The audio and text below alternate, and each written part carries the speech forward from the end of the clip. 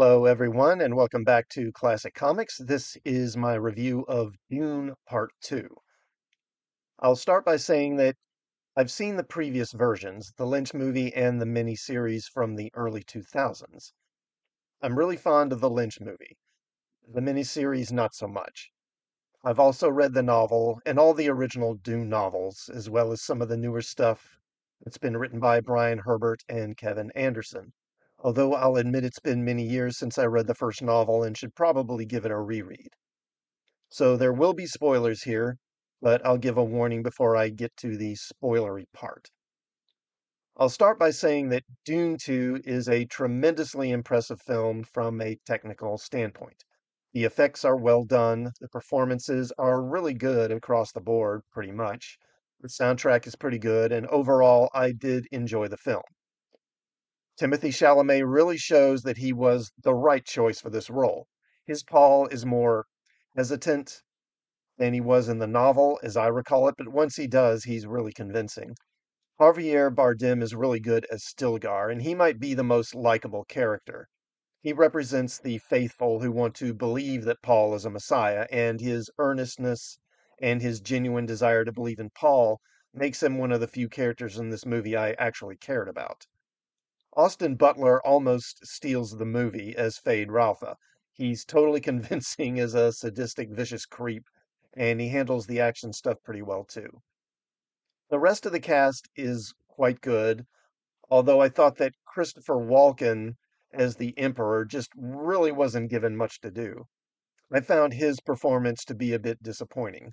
He just has a couple of scenes where he's just sort of talking to his daughter, and he's like, mua'dib must die, and the spice must flow, and that is it. That's pretty much his whole performance. Okay, I'm exaggerating a little, but not by much.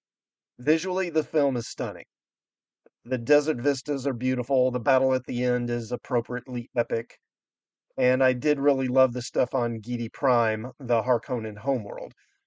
They have some sort of black sun, so everything taking place outdoors was filmed with an infrared camera, making it all black and white, and it's pretty striking. So I did like this movie overall, but I did have some issues with it, which stem mainly from changes that were made from the novels. Now, I'll be getting into spoilers at this point, so if you haven't seen the film, you may want to do that first. There are a couple of big changes from the novel. The first big change is that Cheney is not a believer in Paul and the prophecy. She's constantly casting doubt on his status as a Messiah and even scolding him and others for perpetuating his legend. In the novels, she's completely devoted to Paul, and here, not so much. Although she still loves him, sort of. And I don't know, that just doesn't make a whole lot of sense to me. She loves him, but she also hates that he's stirring the Fremen into this religious frenzy that's probably going to get millions of them killed. And so I just don't quite her being in love with him if that's going to be her attitude towards his status as a Messiah. It just doesn't seem to make much sense to me. She just seems to love him because, well, that's what the plot says she does.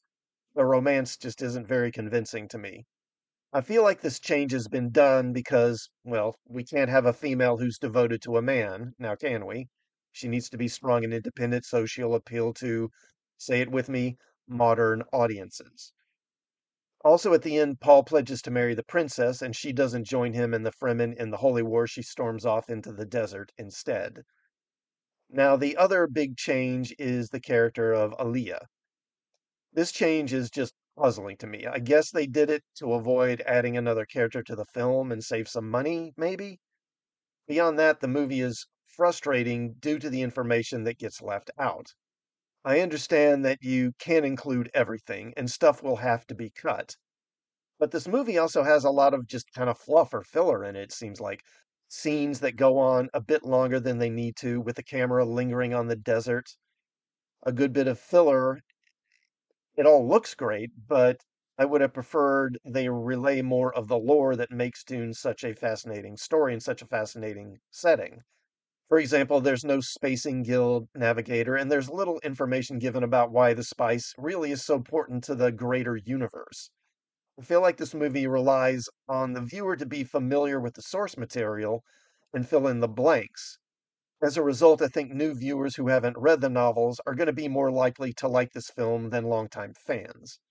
Although I enjoyed the film, I still feel that changes were made to cater to feminist sensibilities, for lack of a better word. For example, unlike in the novel, Fremen aren't monolithic, they have differing views about Paul's status as a messiah, but I noticed that the ones who tend to doubt Paul the most and question him the most are all women, while the ones who believe Paul and just want to follow him are pretty much all men. Another thing that I didn't care for, we're told that the Bene Gesserit engineered the destruction of House Atreides. This makes little sense to me for a couple of reasons. First, the Bene Gesserit plan originally was for Jessica to have a daughter with Duke Leto, and then that daughter would be mated with feyd'. The Bene Gesserit believed that this pairing had a high probability of producing the Kwisatz Haderach. But Jessica bore a son for Leto, which is what he wanted, creating the Kwisatz Haderach a generation early. And it was even better than they expected, so I don't buy them just destroying that whole family. The Atreides bloodline would be far too useful to them. And why even do that? Mohiam says that the Atreides were becoming too difficult to control, or something like that. I mean, what does that even mean?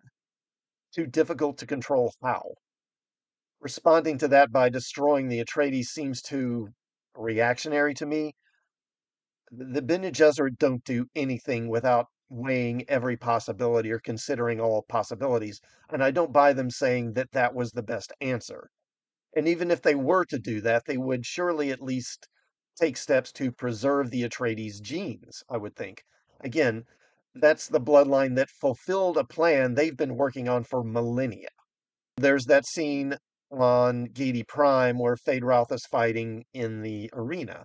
Now, after that, he's approached by a character named Margot Fenring, and she's a Bene Gesserit, and she winds up doing the Gom Jabbar test on feyd' with the pain box. Subsequently, we see her talking to Reverend Mother Mohiam, and she tells her that Fade's a psychopath, but we can control him. I know how to manipulate him. And then she says that the Harkonnen bloodline has been secured, and she puts her hand on her belly, obviously implying that she mated with Ralpha and he impregnated her. Surely they would do that with the Atreides first, with Paul presumably, before just wiping out the whole family. It just doesn't make sense to me. And really, why even establish that? Why bring that up? Well, by doing that, you establish that the Emperor is just a puppet of the Bene Gesserit, and he has no real agency of his own. And really, that whole scene with Thade and Margot Fenring is kind of pointless. It has no effect on the plot, really. So why even have it in there? Well, it's another female character, so I guess we got to get that ESG score up somehow. Now, with all these complaints, you may think I didn't like the movie. I did. It's a very well made movie, and I did enjoy it. I'm not sure it's quite as good as people are saying, though. I think this is getting so much praise because people are a bit starved for something good. So when something that's not total crap comes along, people go nuts. It kind of reminds me of when The Mandalorian first streamed and people were freaking out about it. The Mandalorian was always pretty mediocre, but compared to the Star Wars we'd been getting before that, it seemed really good. Same thing with Star Trek Picard Season 3. It did seem to be better than the first two seasons of Picard, but I don't think it's as good as some people were making it out to be. And I feel like this is a similar thing here. So I'll give Dune 2 8 Chris Knives out of 10. Now, let me know what you think of Dune 2 in my review in the comments. Also, please sub to the channel and hit the bell and check some of my other videos out while you're here. And I will see you all next time. Thanks for watching.